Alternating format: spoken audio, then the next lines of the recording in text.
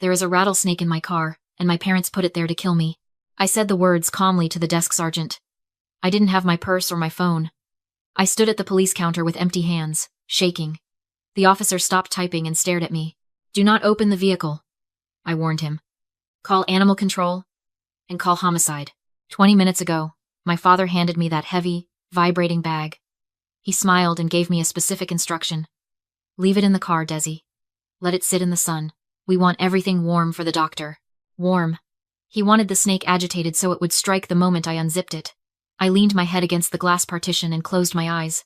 I wasn't a daughter anymore. I was a witness. I never thought my own father would turn a leather purse into a coffin. Before I tell you what they found inside, tell me in the comments. What is the one line a family member said to you that made you realize they didn't love you? They just used you. I'm reading every single one. To understand why I didn't scream in that police station, you have to understand the math of my family. I am a forensic accountant. My job is to look at numbers and find the story they are hiding. In my family, the math was simple. I was the asset. My younger sister, Brittany, was the liability. And my parents were the investors who refused to cut their losses. For 7 years, I was the fixer. I paid off my father's credit card debt 3 separate times. I funded my mother's boutique candle business that lasted exactly 4 months. I bought the house we all lived in because their credit scores were lower than the temperature in January. I thought that if I paid enough, I would finally buy my way into being the favorite. I was wrong. The nightmare didn't start with a snake. It started 6 months ago, on a Tuesday. Just like this one. I came home after a 12-hour shift auditing a corporate bankruptcy. My eyes were burning, and all I wanted was to collapse into my bed. But when I walked through the front door, I tripped over something in the hallway. It was a black garbage bag. Then I saw another one. And another. There were 6 30-gallon bags lined up against the wall, stuffed with my clothes, my shoes, and my books. I stood there, blinking, trying to make the data fit the reality. My parents were sitting at the kitchen island, drinking a bottle of Pinot Noir that I had been saving for a special occasion. Brittany was there too.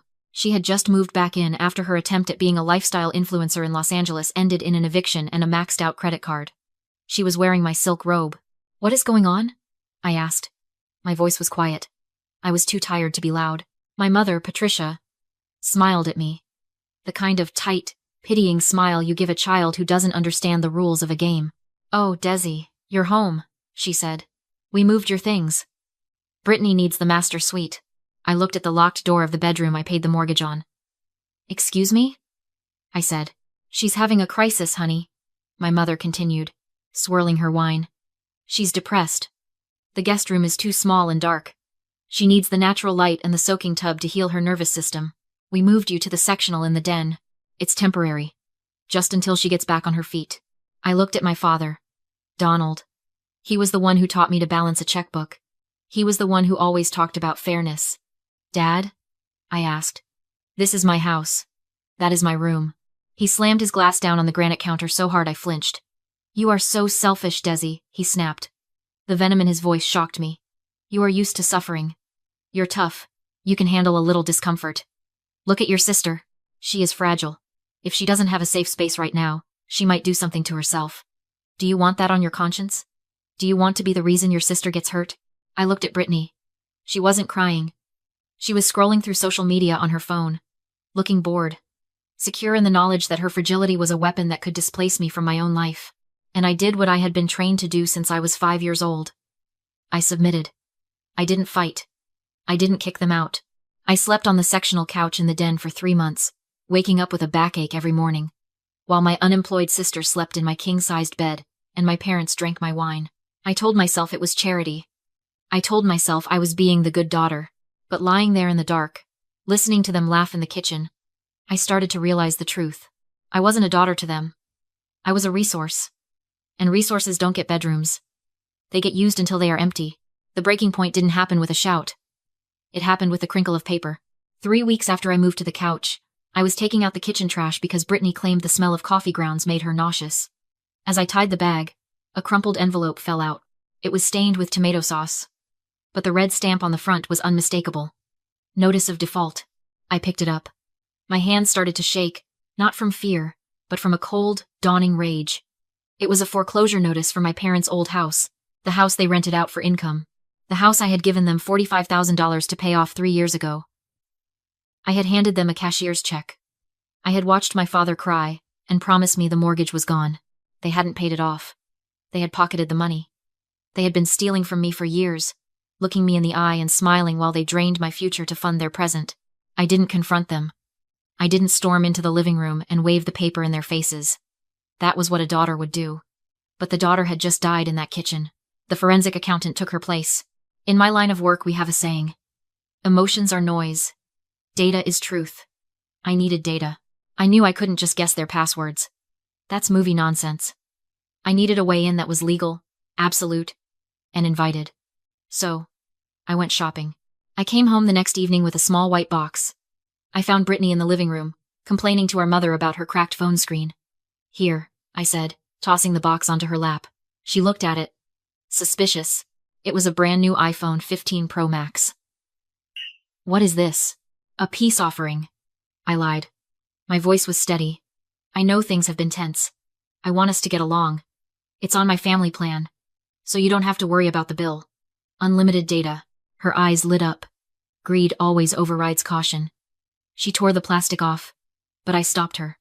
I already set it up for you, I said casually. I didn't want you to have to deal with the data transfer or the carrier settings. It's ready to go. The passcode is 1234. You can change it later if you want. She didn't change it. She didn't even ask why I was being nice. She just grabbed the phone and muttered a thanks before scrolling through Instagram. She didn't realize that by accepting a device on my plan, set up by me, the account administrator, she had just voluntarily handed me the keys to her digital life. I didn't have to hack anything. I just had to log into my own iCloud family account.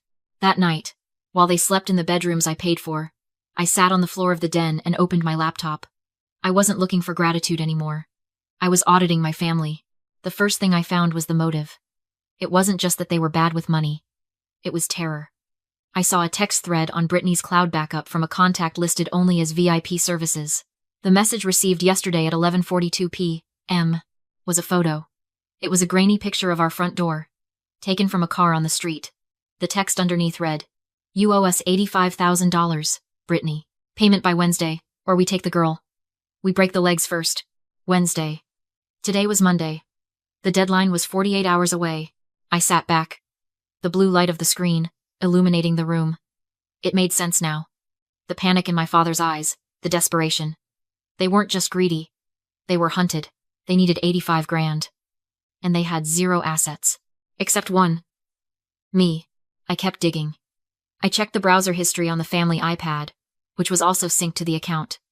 The search terms made my blood run cold. Western Diamondback, aggression, heat triggers. How long does rattlesnake venom take to cause cardiac arrest? Autopsy signs of accidental animal attack. They weren't planning a robbery. They were planning an execution.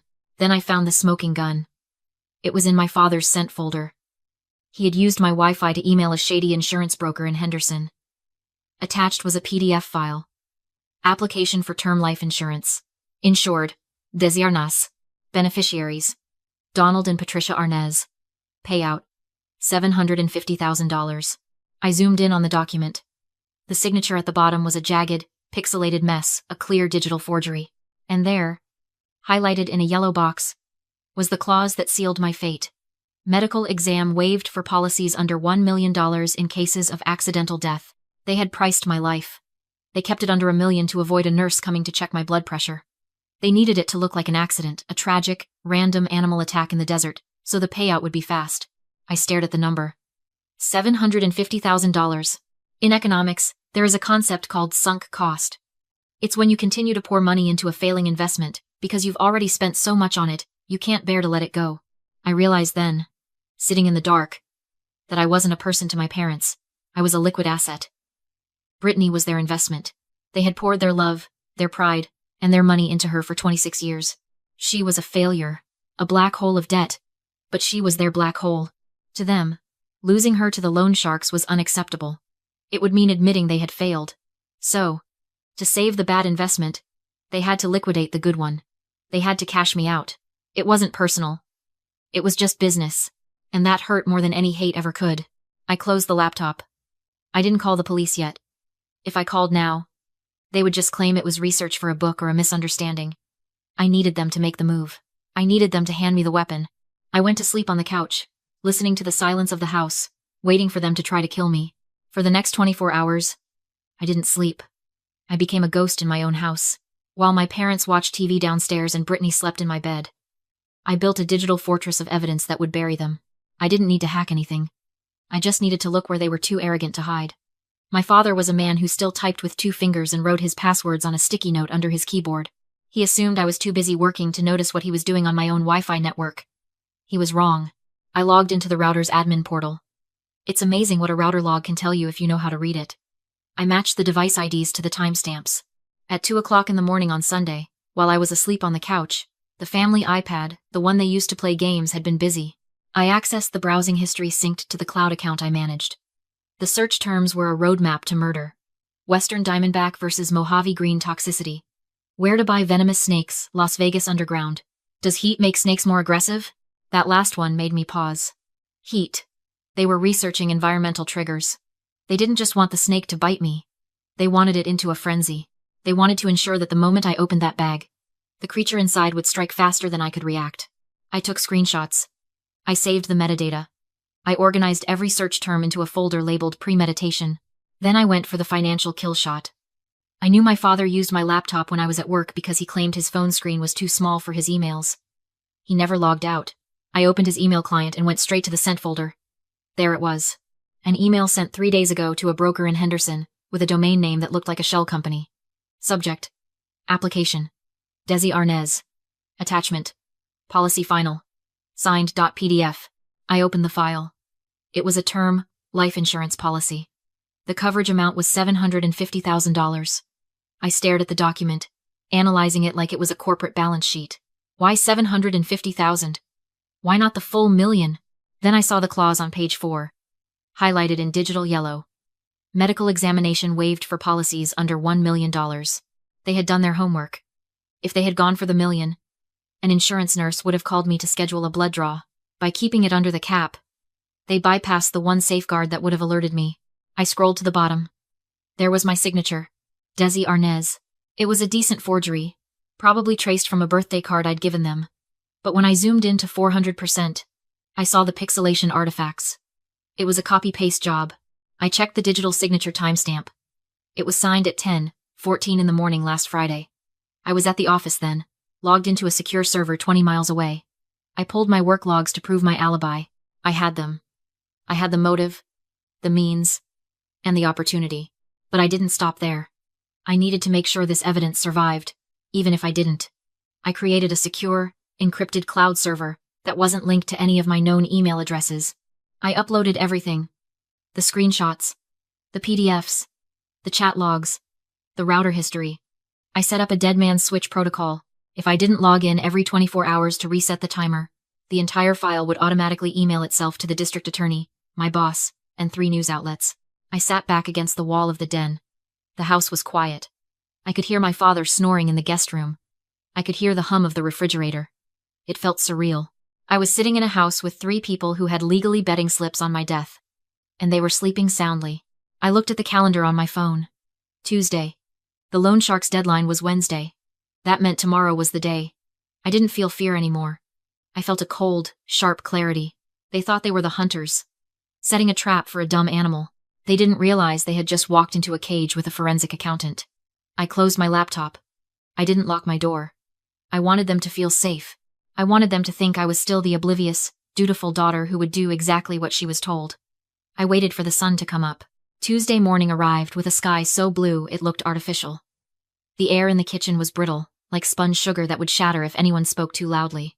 I could smell bacon and coffee, the scent of a normal family breakfast, but underneath it was the metallic tang of adrenaline. My mother, Patricia, was standing by the stove flipping pancakes. She was humming. She never hummed. It was a performance, a frantic attempt to normalize the day before the loan sharks came on Wednesday. Brittany was upstairs, sleeping in. I knew she was awake. I could hear her pacing. She was establishing her alibi, making sure she could tell the police she was in bed when her sister had her tragic accident. "Eat something, honey," my mother said, sliding a plate toward me. "You have a big day. That specialist is supposed to be a miracle worker for stress." I looked at the pancakes. I didn't eat. I took a sip of coffee just to wet my throat. "I'm not hungry," I said. "I should get going. I don't want to be late." "Right," my father said. He was standing by the back door, wiping his glasses. He looked pale. We packed a bag for you. Just some water bottles, your old medical files, things the doctor might need. He pointed to the kitchen island. There it was.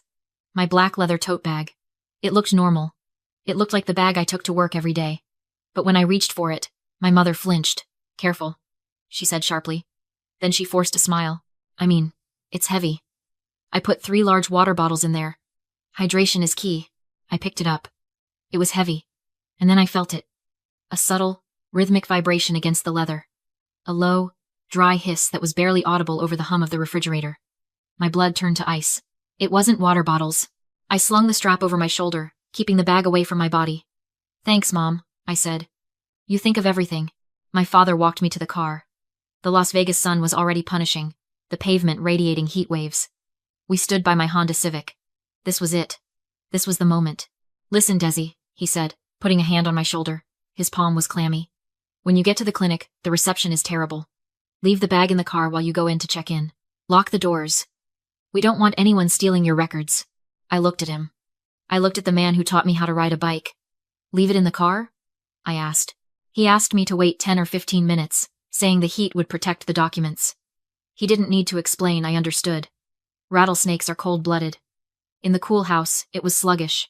In a sealed car under desert sun, it would become frantic and deadly. The moment I opened the bag, it wouldn't just bite, it would attack. I agreed. Got in the car, watched him walk back inside, and drove away. Once out of sight, I pulled over, shut off the AC, rolled up the windows, and let the car heat up. I needed to look shaken, overheated, and terrified when I arrived because I wasn't going to a doctor. I was driving to a crime scene. At the station, I watched my family through the one-way mirror, as Detective Miller called them in. They arrived dressed in black, rehearsed and grieving until the door closed. Then the truth came out. They assumed the snake had killed me, discussed the insurance payout, and worried only about money and debt. I felt no heartbreak, only calm. They weren't predators anymore.